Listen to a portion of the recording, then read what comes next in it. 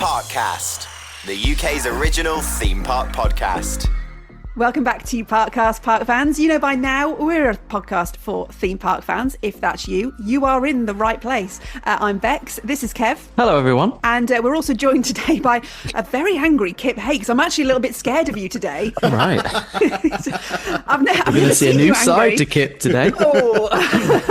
Yeah, I'm mad as hell and I can't take it anymore. Yeah, really. I mean, yeah. We'll get into it. Now, just for disclosure here, this isn't the episode I was going to put out today. That's going to come out next week and you're going to love it because it's all about a very exciting theme park. But I wanted to get this episode done and talked about today because in the enthusiast world, in the theme park fan world, we are all talking about this week.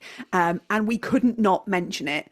And I am, of course, referring to the cuts that we're hearing about at Merlin in terms of the entertainment teams. It's all a little bit sketchy at the moment. I have to clarify that and say Merlin themselves don't seem to have officially announced that anyone is losing their job. We're just hearing it from people who have been told that they're losing their job. No, I think it's all been that, you know, they have talked about cuts to sort of the Merlin magic making and things like that, and I think there was something else about sort of other job cuts within Merlin and how they're trying to sort of bring departments together and sort of streamline it and have it all in one place. But the actual entertainment stuff they've been very quiet about. Yeah. So we've kind of picked up on this mainly through looking at the calendar for the year at Alton Towers and noticing that certain events have been cut, i.e. Oktoberfest. And also there's a lady who went viral on TikTok who I think was part of the pirate show at Legoland, who basically said that the pirate show is being cancelled and is no more. And she kind of whistle blew that one. Now, obviously, there's a lot to unpack here as theme park fans, but Kip, this has annoyed you so much and upset you so much that you've actually taken the decision to quit the Alton Towers content creator program kind of over this. Yeah. I mean, I'll be completely honest and transparent here. I was having a few doubts and thoughts about it sort of over the Christmas period, and yeah, it was sort of like, oh, I don't know, maybe, I'll see. But what's gone on this week has just solidified for me that I can't, in sort of good conscience, work for a brand owned by Merlin and push them and big them up when ultimately they're cutting a massive part, to me, of what makes a theme park and does for many people and has done sort of since theme parks have began almost. So yeah, I would feel really inauthentic to my following if I was like, yeah, everything's awesome, come to Alton Towers, yeah, it's great, it's lots of fun. And in my heart, I know that friends have had their jobs taken away from them just because Merlin are trying to save some cash. Who knows why? Maybe to sell, we don't know. But yeah, that was the straw that broke the camel's back and made me really, really angry about it all. Yeah, I mean, you've done a post about this online. I just want to clarify, because obviously you've mentioned the creator program here, and I've done a few TikToks about that this week. If you don't follow us on TikTok, by the way, why not? Come and find us. Yeah, we are Parkcast Pod, chatting about the creator program, because there's, again, been discussion in the theme park fan world about that. Just to clarify, you were never told by Alton Towers that you couldn't be negative about them on the program, were you? No, it's sort of worded in a way where they sort of say, you know, you have to sort of fit in within the brand guidelines and things like that. I feel like there's a sort of certain, I guess, amount of discretion. And they actually clarified to me after I emailed them telling them I was leaving that they don't want to sort of control the narrative, and, you know, they wanted people to be authentic in what they make. But yeah, I feel like there's a sort of there's room for them to, you know, kick you down if you step out of line slightly, because they say, well, that goes against our brand guidelines. And so, yeah, they've never actually said, you cannot do this. They did tell us that we weren't allowed to go and stick cameras over fences to take pictures of, say, Toxicator, for example, because that's a safety issue. But they never actually said, you know, you can't say this, you can't say that, which is fine, I guess. But I don't know how that would work in practice, because I guess I never stuck around long enough to say something that they disliked, but I obviously have now. Have they said anything to you since, Kip? Since you said that when you were leaving the program? I got a very, I sent an email basically explaining why I was so upset about the entertainments team leaving, and I got a very sort of short, polite response, and that was that. So, you know, that's fine. I wasn't expecting like, no, don't leave, you know, but I know that I'm not the only creator that's left or indeed thinking about leaving. I think it's an admirable thing that you've done. It's something you obviously feel very passionately about, and I totally get that. Even though Alton Towers aren't saying you can't say anything negative about us, which is the whole point of my TikTok. I said I don't think like guys like you. We've had Sam Coaster Tog on here. Like, you are honest people in your content. You're not going to suddenly start saying this is the most amazing flat ride I've ever been on, for example, at the Toxicator launch, because you know that it would come across as inauthentic unless you genuinely felt it. And I think that's going to be a hard push. So I don't expect any of it, especially the really experienced guys, to ham up what's been done or what they're experiencing just because they're on the program. No, but on the other side of it, I don't like bigging myself up, but obviously there are content creators on there with hundreds of thousands of followers, and they can basically get away with being a bit negative, but there will be the sort of people who are, I don't mean to sound like a knob, but there are people that are lower down the food chain that won't have the experience to go, I'm not keen. They'll just be like, yeah, everything's great. And I think it's those people that I fear for the most, because they're drinking the Kool-Aid, you know, and that does worry me, because they don't want to upset brands. No one wants to upset anyone, but you have to realize that ultimately, with any kind of brand thing, you, to all intents and purposes, are being used by the brand to push their message. And they ultimately don't really care about your audience. They care about getting their message out there. And you've always got to remember that you are sort of, to all intents and purposes, nothing to them, because when you don't meet their criteria, when you don't meet their audience, sort of their target audience, you're gone. So when I see creators who put all their eggs in one basket for any particular brand, it always makes me worry, because there's going to be a point where you're not the right fit for that brand, and everything you've built just goes. And that's really dangerous if you want to do this kind of thing as a job and long term. Absolutely. I mean, I think I mentioned this on TikTok. Although I am not a creator, this is my little, not even a side hustle. This is just something I do for fun. I've worked in the media industry for a long time. And if you are one of the smaller creators, maybe you've joined the program and you're really excited about it, I do not want to take any of that excitement away from you. No. It is going to be an amazing experience for you to be part of, and you will have the opportunity to create some great content and grow your channels with that content. But don't lose your integrity over it, because your audience won't forgive you for that. And your most important customer is your own audience, not Alton Towers, not Merlin. It's your own audience. They are the people who have chosen to hit that button and subscribe to you, and who ultimately could make you money. If you're not making money already, they can make you money, pay your bills in the future. Think about them first. And every creator should do this anyway, no matter what content they're making. And you know this, Kip, you make all sorts of different content for different audiences.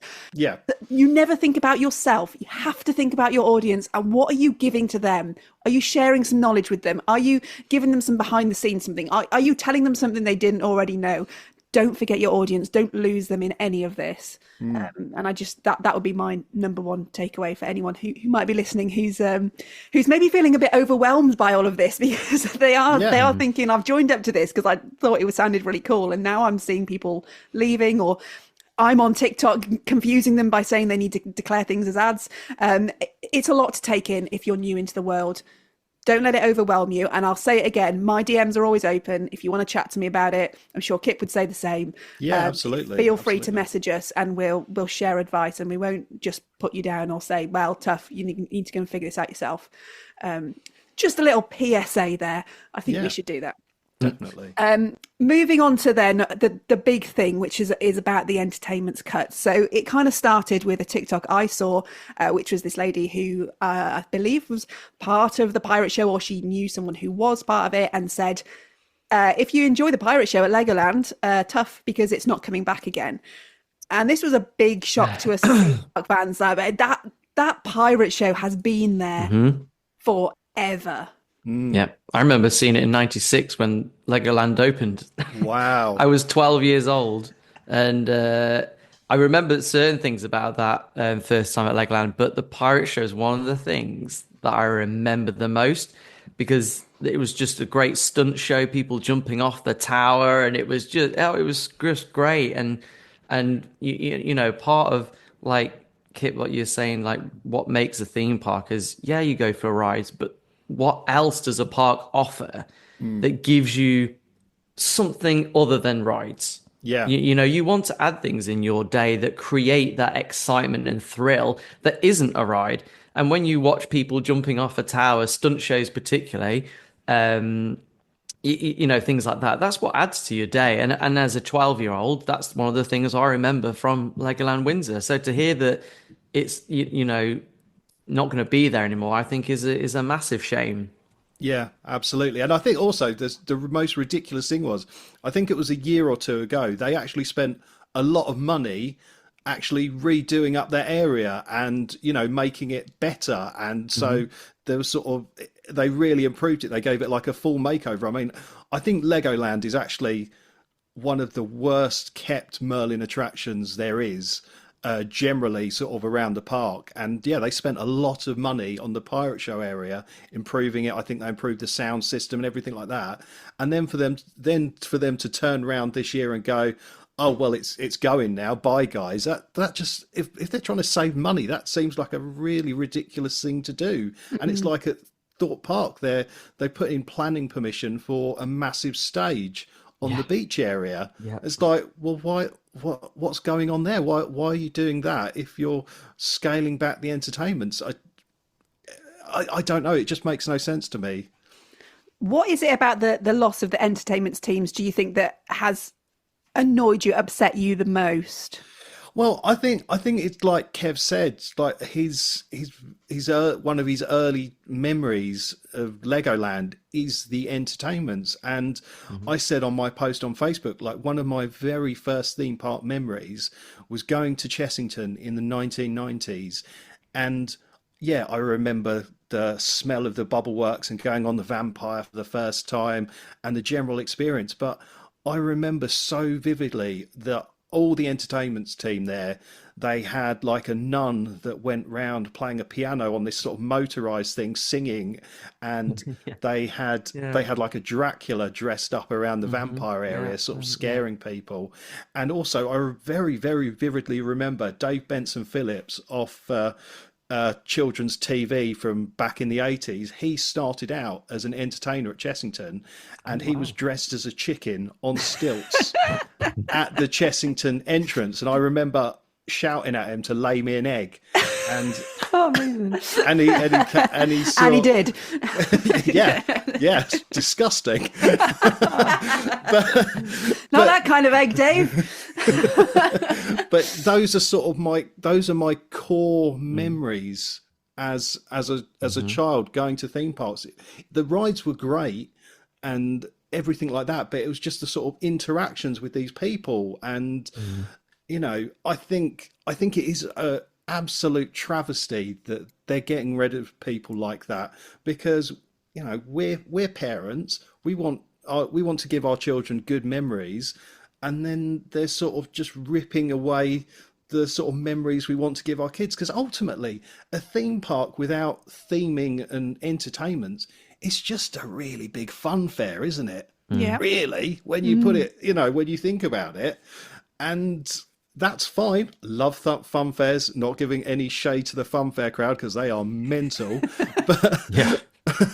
but like, you know, I don't understand it. It feels really short-sighted. Does anyone remember the Peter Rabbit on Ice at Alton Towers? Oh yeah, Yes, I Where remember the it. I never Funtime actually show saw bit, it. yeah. that's where the That tent was used massive. to That was massive, and be. I remember that seeing went that. for years. Yeah. And they did like the webmaster. There was that kind of like all like Webmaster, magic, yes. like all the illusions and stuff on like. Webmaster. I know, that was it. And the funny thing is, they had a whole area set up for this stuff, like ice shows. You know, in the Yeah. 90s at Towers, they had the whole area. This was like Imagine that again, now. I know, and it was like a whole free thing. I think this was the thing, isn't it? Like the entertainment's part and the shows, what they do is that you're doing something you're not having to queue for, unless you want the best seat in the house. Yeah. But do you know what I mean? Like there wasn't something extra you had to extra pay for, extra, unless it's the dungeons at Towers. But you got, you know, there's like, it's something else that's part of your day, or even during lunchtime. You Yeah. know, you could sit with your lunch and watch a show, or you take some time out. You've had a busy morning queuing, bit in the afternoon. Let's go watch the ice show, or let's go, you know, down to the main stage. Let's watch the pirate show at Legoland, because it adds something else to your day, doesn't it? Oh yeah, absolutely. It's not even just the full shows. They add a level of immersion and that atmosphere that you only get at a theme park. So, you know, we've heard that the Valley actors, the Forbidden Valley actors at Alton Towers are going to be no more. The guys who are around the Curse of Alton Manor, they're not doing a show. They're just there and they're just present, but they're there to add to that theming, and it was nice to see them. And I was always a little bit surprised that they lasted the full season. I thought that's just going to be an opening weekend thing. They're going to get rid of them. But they did, and I was glad that they did. And I think we're all going to be poorer for it, for them not being there. And it won't be a huge, no general public are going to be there going, oh, I'm sure there were some actors around here last year. But it's just that slow degradation of experience, which we talked about on that Merlin episode, which we first did way before Christmas. It's the slow little chip away of what you used to get compared to what you get now. It's literally death by 1,000 cuts, isn't it? Yeah. It's just it's really bad because, like, for example, the actors around Curse last year, they were so good because you'd see them one minute, there'd be like teenagers winding them up and being knobheads like teenagers are, and then they'd put the fear of God into them, and then like 2 minutes later there'd be like a child who was clearly a bit scared about going on Curse, and the actor would instantly switch and tone it down and bring it down and just, oh no, it's okay, there are things like me in there, I'm not scary, am I? And it was just, you know, that they're good for sort of even things like that, just to sort of give some reassurance to guests and explain things. You know, they are almost sort of like guest facing staff who can help. I think they got annoyed with me as well because I'm around that area a lot, and so I'm Were you always winding like, them going, up, "Oh, Kev?" hello, it's me again." And they're like, "Why are you here again?" We just had great fun, but that was the thing. You could, because they start to recognise you, then they start playing up on that. Yeah. Happy New Year's again, and it's all, you know, back again. But I love the actors around there because it gives the whole area something else, and the person would just drag along the spade along the floor, creating that scraping sound across the floor. That was just like part of it for me now. That hearing that noise and seeing people running away. Or did you see the with the remote control pram with the baby inside? Yeah, Yeah, brilliant. Loved yeah. that. I mean, that did you know. disappear near the end of the season. I guess that probably broke and they didn't want to fix it. But yeah, that was cool. That was great. I loved it. It's just stuff like that. It really makes my heart happy. Same with when David Williams, like, and when we've talked about this area being a bit of a problem for Towers. But what was always good with that is you had the people acting as the beef eaters walking around. You had the person that was working in the in Raj's shop, the newsagent shopkeeper that would keep interacting with you, and that's what helped, I think, that area. And now, if you're going to take that away, it's going to feel even worse. Not having them interacting with guests. Because it felt a bit bare anyway. But when you had the actors walking around going, "Oh, hello there, you come to go on the royal tour," and all that sort of stuff, really added to it. But you're going to lose that. You've it's just going to expose a lot more, I think, unfortunately. Yeah, absolutely. And I don't think we can play down that sort of human connection element of that as well. Being able to speak and interact with members of staff effectively who aren't ride ops or management who might happen to be walking around the park. You know, as a park guest, you don't have much chance to interact with members of staff because you're getting on a ride and they're locking you in or whatever, and off you go. So it gave a really nice like human connection and a human face to Alton Towers, and you're gonna lose that to some extent, I think, with these cuts, and that's a big shame. I'm gonna play devil's advocate for a bit though, and you know, Kip's face. sorry about that. There's going to be a large proportion, particularly of our community, who say, who cares about entertainments? I go for the rides. I'd rather that they have money to spend on rides and ride maintenance than entertainment. And if it's a choice between the two, I'd rather that it goes on the rides. So what would you say to that? I think it's really important to remember that we're not all built the same, and you know, there will be people who go to theme parks who go there just sort of, might even go there like on a weekly or monthly basis and just go on there and just want to do all the rides, and they don't care about what's going on around them. They are just laser focused on getting as many rides as possible, and that's fine. There will be people like me who go, and when I go, especially if I'm on my own, I just go on a few rides, just take in the atmosphere, take pictures, take video, just enjoy it. There have been trips when I've been to all the way up to Alton Towers because it's quite a trek for me, and I just go and take pictures. I might go on one or two rides because I just love the atmosphere. And there will be people, especially like disabled people, who can't go on rides like the rest of us, and you know, it's a struggle. And or older people who don't want to go on rides at all, and they just want to be in the atmosphere.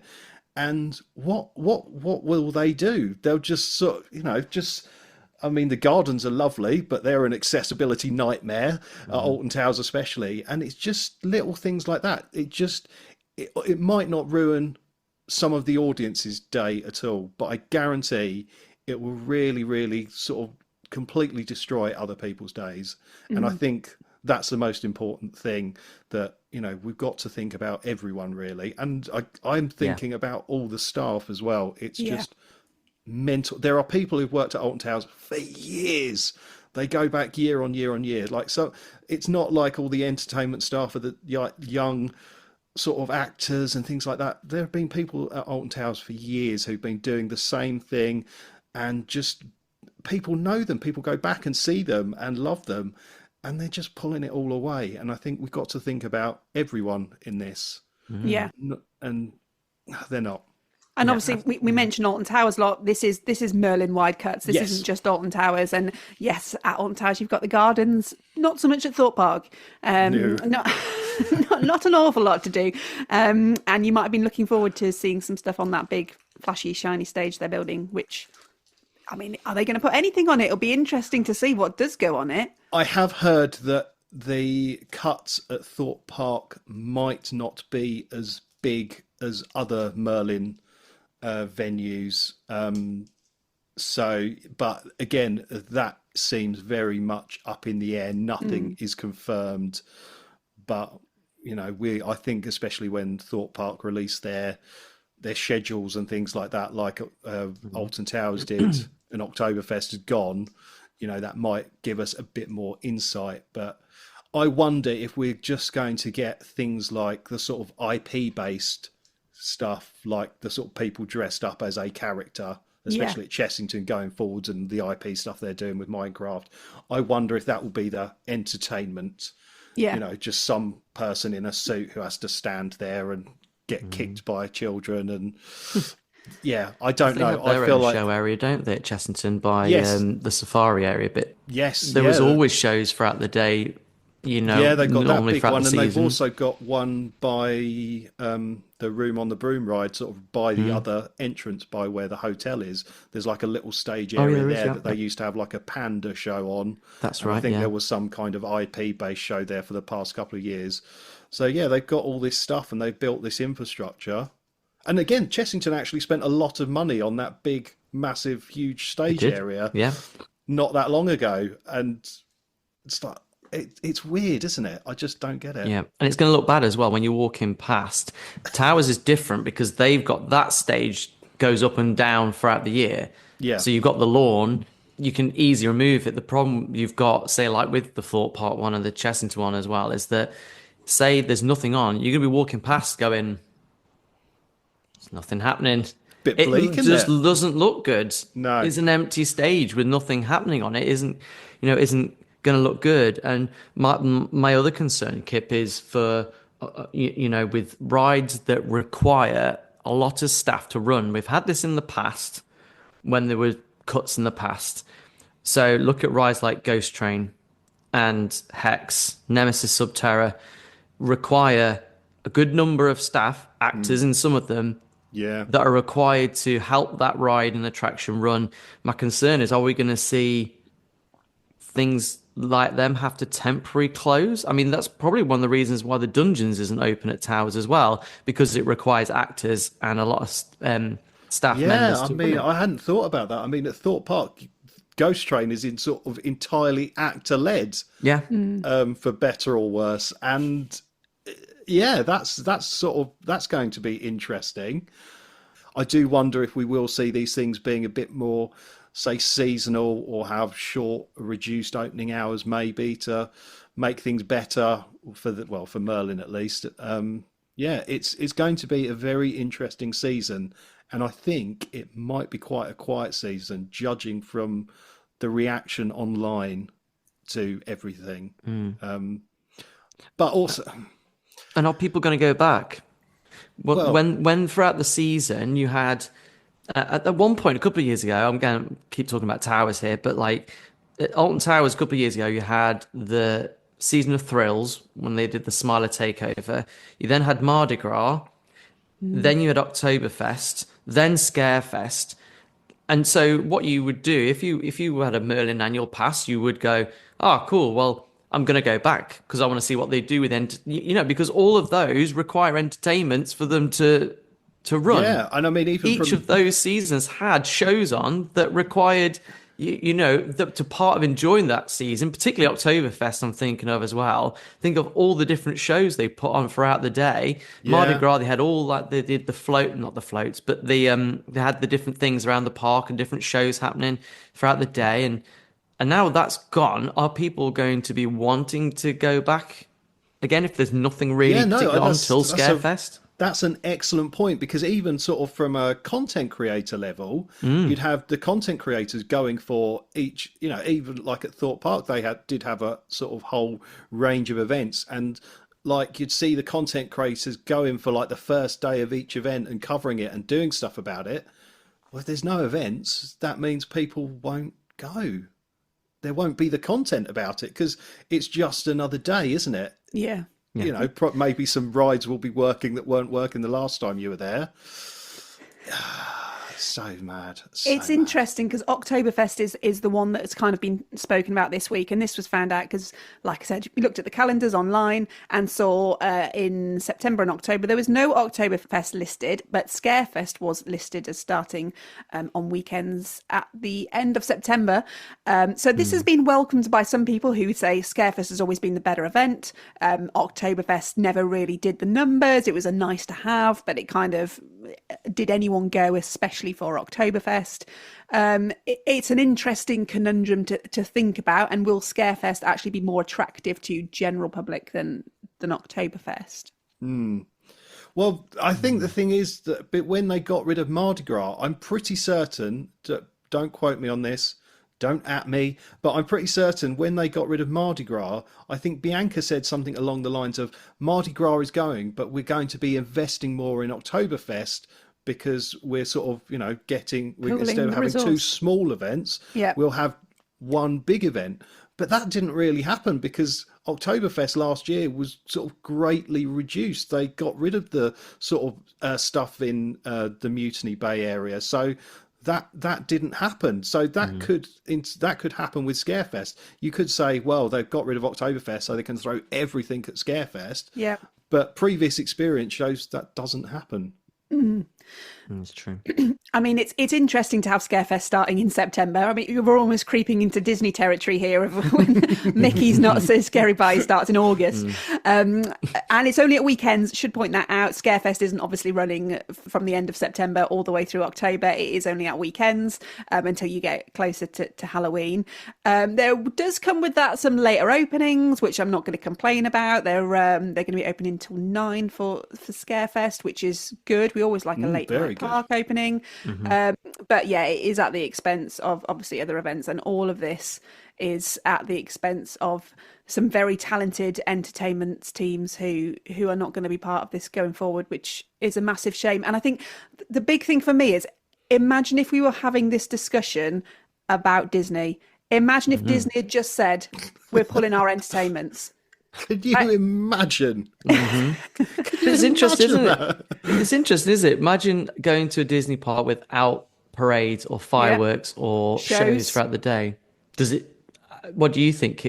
How does it change it for you? Well, it's like I said, a theme park without theming and entertainment is just a fun fair. And obviously Disney's a very fancy fun fair. But that's part of the magic, and that's part of the reason I don't really like Disney, because I just can't be doing with all. It's very, very all encompassing. And as much as I love the entertainments that we've got in the UK parks, I think the Disney sort of level is a bit too much for me. But yeah, it's all links and goes hand in hand. You go to a theme park to be entertained and thrilled and have an amazing day and make memories, and getting rid of the entertainment it's just so rubbish and so short-sighted. And I really, really feel for every single member of staff who've been told that they're not coming back this year, because there's going to be a lot of them, hundreds. Do we know about the shows at the hotels as well? Because obviously the hotels do offer entertainment in the evenings throughout the season. Do we know anything about hotel? I know that there's definitely some retainment for, again, this is stuff I've been told, so I don't know if it's entirely true, but I know there is some retention of entertainment staff at Alton Towers for CBeebies Land, CBeebies Land Hotel. I don't know about the actual normal hotels. I know they've got some, the cover for the CBeebies Land Hotel, because that's part of the package. You pay for entertainment constantly, there's always stuff going on. But I have also heard that they are looking at contracted, like a sort of going to an external company of entertainment. So it's a bit like the Aramark thing. Instead of having stuff in-house, they're getting in people. And apparently, they're great, but it's like the NHS, people leave and then they have to get in contracted staff. Ends up costing more anyway. And cost a lot more. So I know they did that for a while at Alton Towers and the hotel, when they used to do their like big kind of shows throughout the year, particularly Scarefest. They'd put on, massive, choreographed shows, and they were amazing. Like, the Scarefest shows particularly. Sometimes I'd go to the hotel just to watch the show and not go into the park to go on the rides because they were that good. But they were employed like outside of Merlin Two Swords, basically. You sort of see it from a business point of view that they don't have to have staff on contract being paid when there's sort of like not an event on or something like that. And so it's easier to bring in a company that's got staff ready to go. And maybe some of the entertainment staff will go and join that company and become external contractors, I guess, maybe. But it's just another Aramark. That didn't work out very well for Alton Towers. Or any Merlin theme park. The food is abysmal and everyone talks about how terrible it is. I don't want entertainments to go the same way. And you lose a degree of control whenever you bring in an external contractor to do that. As much as they can say, well, this is what we want you to provide, you don't have total control over that contractor. So it's definitely an interesting time. I use the word interesting loosely. I think apprehensive might be the way that a lot of us are going into the season. And I don't want to just sound like we're just negging on Alton Towers, because this is Merlin wide, as we've said. None of us want a bad season. We really don't. We are all theme park fans for a reason. We love theme parks. We love going to them. At the same time, we can be upset that people have lost their jobs and elements of the parks that we really love are being seen as not important, when to us we think that they are important, and not just to us as theme park fans, general public as well. Because I mentioned the Disney example. It's not just Disney who put a lot into entertainments. You look at parks around the world, look at Portaventura in Spain, the amount of shows that they have on at that park during the day, which you can just go in, you can get out the sun for a bit. Not that we have that issue in the UK. And you can just go and sit and watch something for 20 minutes, half an hour, just rest your legs for a bit. It's a shame that we are going to be, it looks like we're going to be losing those options. I can't really say much more about it. Obviously, our hearts are with everyone who's been affected. That goes without saying.